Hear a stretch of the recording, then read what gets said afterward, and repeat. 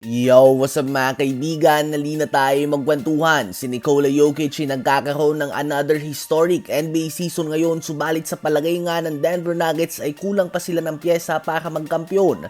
Ayon kay Sam Amick ng The Athletic ay pinag-uusapan na nga daw ng Denver Nuggets ang potential trade para sa mga tulad ni Zach LaVine, Jordan Poole, Jonas Valanciunas, Jordan Clarkson, DeAndre Hunter at Cam Johnson. Subalit ang main focus nga daw ng Denver Nuggets ay kay Zach LaVine. Ganun pa man ay malaki nga ang sahod ni LaVine mga kaibigan. Sumasahod siya ng 43 million per year. Kung nais nga nilang makumpleto ang trade na ito ay kailangan nilang bitawan si Michael Porter Jr. at Zeke Naji upang matapatan ang sahod ng 2-time slam dunk champion.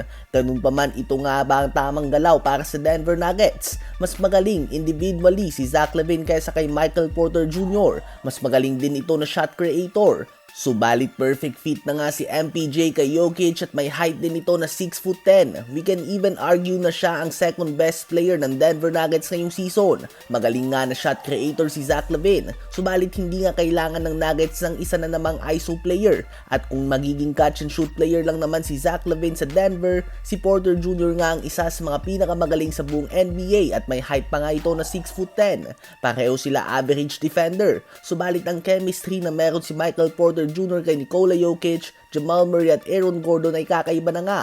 Sa palagay nyo ba ay dapat na pumukol ang Denver Nuggets ng Michael Porter Jr. and Zeke Naji trade para kay Zach LaVine?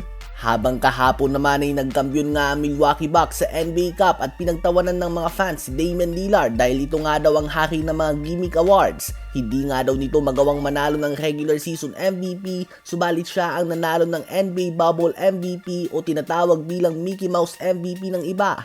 Bigo din umano ito na manalo ng Finals MVP, subalit meron nga daw itong All-Star Game MVP.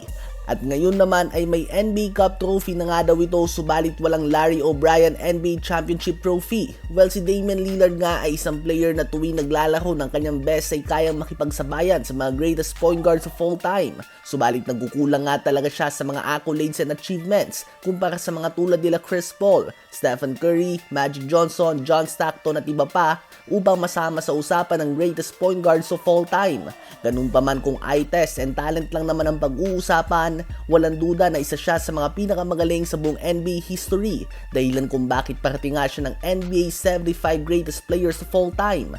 Habang nasa usapang Bucks lang din naman tayo, kahapon nga matapos magkampiyon sa NBA Cup ay walang gumalaw ng mga champagne at ang iba't iba pang inumin sa kanilang locker room dahil hindi nga daw nag-celebrate ang Milwaukee Bucks ng kanilang pagkampiyon. Dahil umano ito sa napag-usapan ni Darvin Ham at Doc Rivers na ayaw gawin ang ginawa ng Lakers last season. Gusto nga daw nila na mag-focus sa 57 games remaining bago mag-playoffs. Ano ba ang masasabi nyo tungkol dito?